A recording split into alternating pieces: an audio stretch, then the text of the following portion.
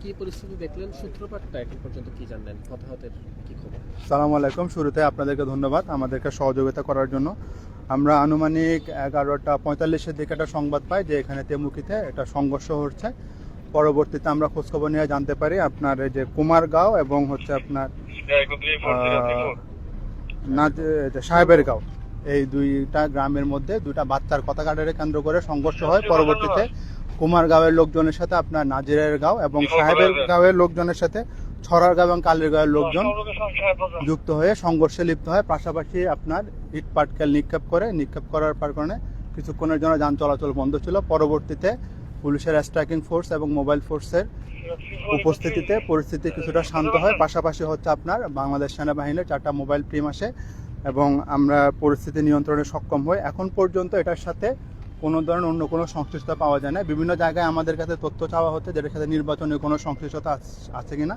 আমরা এখন পর্যন্ত আপনাদেরকে দ্ব্যর্থহীন ভাষায় বলতে চাই, এখন পর্যন্ত আমরা যে সকল তথ্য উপাত্ত সংগ্রহ করেছি এটার সাথে আপনার নির্বাচনের কোনো ধরনের কোনো সংশ্লিষ্টতা নেই, পাশাপাশি কোনো রাজনৈতিক সংশ্লিষ্টতা নেই। সিলেট মেট্রোপলিটন পুলিশের মাননীয় কমিশনার মহোদয়ের সার্বিক তত্ত্বাবধান এবং ডিসি উত্তর স্যারের সার্বিক নির্দেশে আমরা এই বিষয়টা আপনার নিয়ন্ত্রণে আনতে সক্ষম হয়। পাশাপাশি আপনার ইট পাটকেল নিক্ষেপে যে কয়েকজন আহত হওয়ার সংবাদ আমরা পাই, তাদেরকে আমরা তাদের তথ্য সরবরাহপূর্বক আপনার এই ঘটনার রহস্যটা উদ্ঘাটনের আমরা চেষ্টা করছি এবং পাশাপাশি আমরা আমাদের তথ্য উপাত্ত সংগ্রহ করার চেষ্টা এখন পর্যন্ত অব্যাহত আছে। এবং আপনাদের কাছে আমাদের একটা রিকোয়েস্ট যে আপনাদের কাছে যদি কোনো তথ্য থাকে সেটা আপনারা আমাদের সাথে আমাদের সাথে আপনারা এক্সচেঞ্জ করবেন, আমরা সেটা সমন্বয় করে এবং সেটা তথ্য উপাত্ত বিশ্লেষণ করে তদ অনুযায়ী ব্যবস্থা নেব। Thank you. পুলিশের বা আইন শৃঙ্খলা বাহিনীর কেউ আহত হয়েছে কিনা? এখন পর্যন্ত আমাদের এই কোনো তথ্য না, তারপরে যদি কেউ হয় সেটা আমরা আপনাদেরকে জানাবো। পুরো নামটা আপনার? আমি দেবাশিস দাস, এডিসি নর্থ হিসাবে আছি। Thank you. আসসালামু আলাইকুম।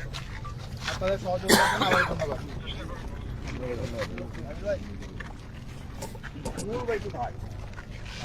আমরা কথা বলছিলাম বাংলাদেশ পুলিশের সাথে, তিনি আমাদেরকে জানিয়েছেন যে আসলে এখানে কোনো রাজনৈতিক বা নির্বাচনী কোনো সংঘর্ষণা কিংবা রাজনৈতিক কোনো সমস্যা হয়নি, এমনটাই কিন্তু তারা আমাদেরকে জানিয়েছেন।